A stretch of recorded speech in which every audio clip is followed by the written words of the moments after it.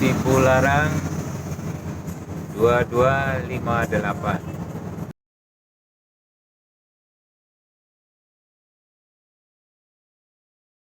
Kami disebut dari Allah Subhanahu Wa Taala bahwasanya Bapak Ibu jauh-jauh datang ke sini dalam keadaan selamat, sehat, dan kita bisa silaturahmi. Salawat serta salam mari kita panjatkan ke junjungan Allah Nabi besar Muhammad SAW. Saya mewakili dari Kabupaten Semarang Pak di bidang perkebunan, ngaturaken banyak-banyak terima kasih.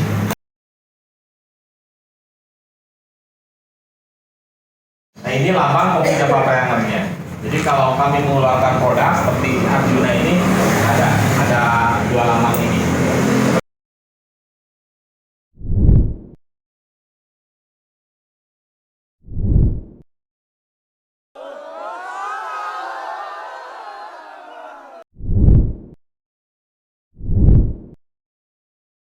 Potensi, mohon lihat penjelasan dari Bapak Agus dan Bapak Nur ya mengenai kopi.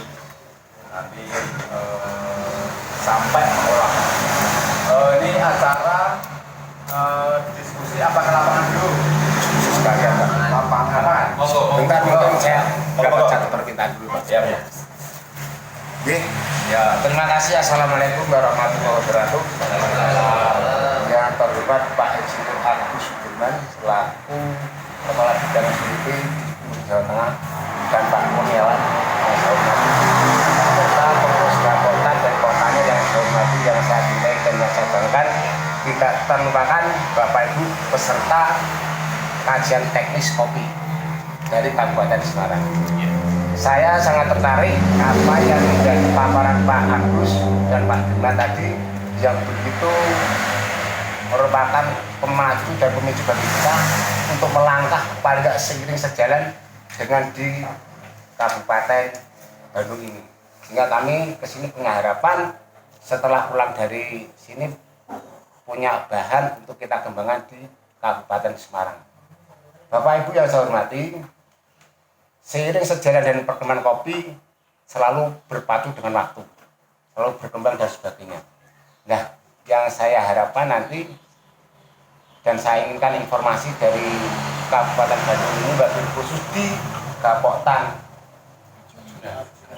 Arjuna ini tentang seberapa jauh, karena tujuan dari pemerintah titik akhir adalah peningkatan pendapatan bagi petani. Kalau tadi yang saya sampaikan Pak Kurnia tadi adalah pendapatan bagi Pak Kurnia selaku pelaku bisnis. Nah, yang ingin saya tanyakan, sejauh mana Bapak Kurnia ini selaku Ketua Gapoktan untuk melindungi harga ke petani dengan peningkatan perlakuan sampai ke prosesing dan penjualan itu, sejauh mana petani mendapatkan keuntungan atau peningkatan pendapatan dari tindakan dari Bapak. Itu yang saya mintakan, juga kegiatan Bapak ini betul-betul bisa memberikan manfaat bagi petani yang ada di paling dari ujung sana yang berupaya untuk menghasilkan produk seperti itu.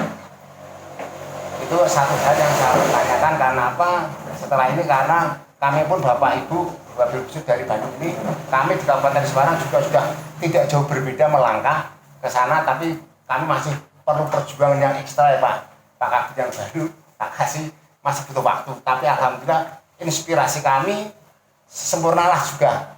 Setelah kami di sini akan kita sempurnakan dari kegiatan di sini nih. Perlu saya sampaikan bahwa saya adalah penyuluh pertanian pendamping dari kelompok tani di Kecamatan Jambu. Dan kalau Bapak ke sana sudah insya Allah sudah pernah lihat kopi Gunung Kelir. Sana adalah salah satu pengusaha penghasil kopi Robusta yang memiliki ciri khas insya Allah tidak ada duanya di Indonesia ini. Yang mana di sana memiliki salah satu ciri khas adalah kafe mocha kafe Java, mocha Java. Nah, harapan kami Pak Kabid yang baru, saya ingat sekali, mohon kami tetap terus diperjuangkan dengan IG-nya Pak. Karena kami belum memiliki IG, karena IG adalah sertifikat yang amat sangat kita butuhkan. Tanpa IG kita tidak bisa berpromosi yang lebih banyak. Mungkin itu Bapak-Bapak yang bisa saya sampaikan. Mohon masukan dari Pak Agus atau Pak Kurnia untuk memberikan masukan pada kami sehingga kami setelah pulang itu bisa memberikan harapan baru kepada petani penghasil kopi untuk setelah ada sentuhan pemasaran dan prosesnya ini petani bisa bisa ditingkatkan pendapatannya dengan kegiatan Pak Agus ataupun Pak Kurnia. Demikian, terima kasih. Wassalamualaikum warahmatullahi wabarakatuh. Baik, nanti detailnya Pak Kurnia. Jadi gini mengenai pendapatan, saya kasih gambaran saja ya. Dulu petani itu cuma mengolah cerinya saja, buahnya saja, jadi petik dari pohon. Dibeli dengan harga kalau dulu masih 6.000 ya, 6.000 sekarang 8.000 lah, 4.000, 6.000, 8.000 gitu ya. Tapi ketika kita kasih sentuhan, mereka mau mengolah jadi gabah, misalnya gabah ya, dikupas jadi gabah. Itu harganya sekitar 20-25.000 ya. 30 Pak. 30 bahkan. 30 untuk Arabica atau Robusta di bawah itu. Nah, kemudian kita tingkatkan lagi, kasih mesin heler namanya, dikupas kulit kerasnya menjadi green bean. Itu harganya sudah 50-60. Yang standar gitu ya. Jadi berasa 60. Nah, belum lagi karena kemampuan mengolah segala macamnya. Sekarang ini kan bukan cuma yang standar ya, bukan cuma pulwes, ada honey proses lain segala macamnya banyak lah, gitu ya. Belum lagi yang pernah masuk ke pameran atau uji lah ya, lomba-lomba. Di Jawa Barat ini ada yang terakhir sampai 2 juta per kilo Pak, 2 juta dan rebutan ya. Yang sudah standar ya, yang sudah kelas-kelas lah, ada sekitar di 200-an kisarannya berasan itu. Nah, silakan Bapak bayangkan. Jadi betapa nilai tambah itu seperti itu Pak. Seperti itu. Memang tidak seragam lah. Ini kan butuh perjuangan semuanya juga ya. Butuh perjuangan dari tingkat oktan, nggak oktan segala macam. Ini perlu dilakukan. Kira-kira itulah kalau pendapatan. Masalah IG, betul Pak. IG ini bukan main perjuangannya. Pak Kurnia dan rekan-rekan ini salah satunya Pak. Jadi untuk memperjuangkan itu bukan main Pak. Ya, diseleksi tadinya ini kan wilayah IG ini luas sekali. Ketika diseleksi jadi mengkerut menjadi 11 gunung. Dan setelah jadi perlu perjuangan juga. Nah, cuma kami sarankan ya, ini pengalaman kami juga. Ketika ini sudah dibentuk, nah MPIG ini harus tetap kuat Pak. Jangan dilepas. Ya terus terang saja kami sendiri masih berjuang dalam masalah itu ya. Jangan sampai perjuangan yang berat sudah jadi MPIG, punya IG, dilepas dan jalan sendiri-sendiri. Jangan sampai gitu lah. Nah, dari saya cukup sekian. Barangkali Pak Kurnia silakan mengungkapkan pendapatannya. Silakan Pak. Baik, terima kasih Pak. Ya, ini beda bahasanya, seorang penyuluh lapangan itu beda. Jadi dari apa tulangnya hebat. Baik Pak, begini Pak. Salah satu langkah-langkah saya seperti tadi, saya waktu di awal-awal itu sebelum mendapatkan bayar di luar negeri saya sangat rajin kirim email Pak ke sana. Lalu dari sana dikirim ke sini, di sini sudah dicari melihat apakah potensial kredibel atau tidak gitu ya bayar-bayar di luar sana itu. Banyak bayar-bayar yang saya tolak gitu Pak. Karena saya susuri dulu orang ini, saya lihat dulu di websitenya, lalu lainnya itu salah satunya saya pencarian pasar di luar. Lalu transaksi saya dengan kelompok ini, ya, saya tidak membeli barang mereka, ya, tidak membeli dari kelompok ini, tapi saya menjualkan barang mereka. Ya, kalau membeli kan transaksional gitu ya, tapi kalau menjualkan saya open Pak, barang saya dijual, barang kita ini dijual seperti ini. Namun dari situ tetap ada royalti, ada kontribusi ke Gapokta, dan itu hasil kesepakatan kami bersama. Seperti itu Pak. Seperti disampaikan oleh Pak Habib tadi, di awal-awal kita terjun ke kopi itu harga sharing itu paling 4.000 ya. Sekarang ini 9 sampai dengan 10.000. Itu salah satu mungkin langkah-langkah nyata yang kami lakukan Pak. Selanjutnya kami ini tidak membuat satu MOU dengan salah satu buyer, ya, tidak membuat, jadi tidak ada keterikatan. Biasanya kami ini bertransaksi hanya satu fase saja. Karena kalau sistem MOU seperti itu, saya dikhawatirkan mengikat, ya, mengikat. mengikat sehingga mereka akan menempatkan harga kopi ini sesuai dengan selera mereka. Ya nggak mau seperti itu. Jadi pada tahun ke tahun itu kami bisa memilih-milih. Ya. Akhirnya langkah-langkah selanjutnya mereka ini saya bawa baik di level kabupaten maupun provinsi. Dan alhamdulillah setelah mereka saya perkenalkan dengan provinsi, dengan BI, ya, dengan kementerian, mereka ini jalan sendiri. Jadi pada saat saya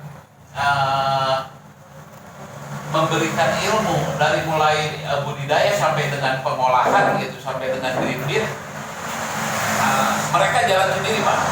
Mereka mampu berjalan sendiri dan mencari pasar sendiri.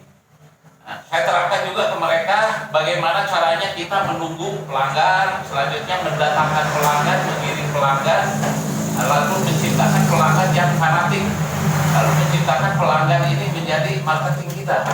Ya, saya berikan juga arahan-arahan seperti itu.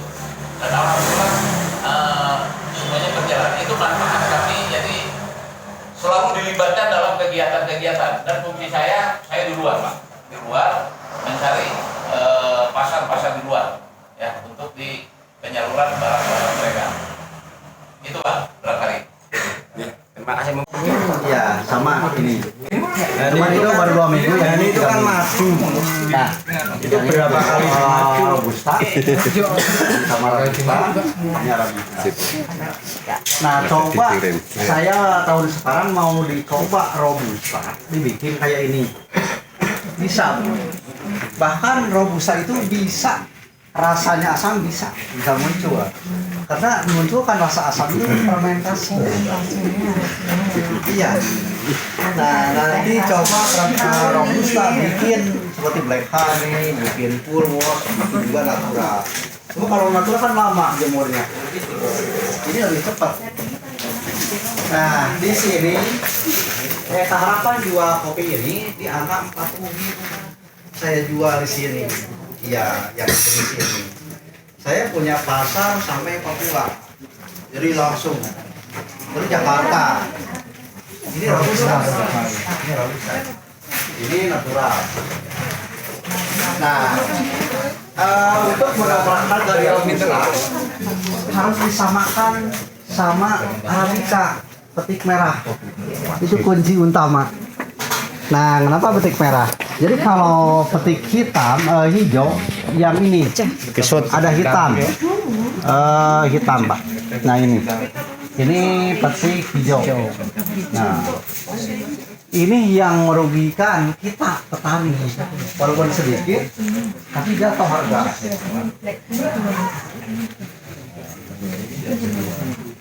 Terus dirasanya jelas olehnya ini di kalau kita punya banyak itu lama kan jemur. Jadi kita sepetan di sini atau uang lebih langgan. Oh, dingin ya, Pak? Dingin gitu.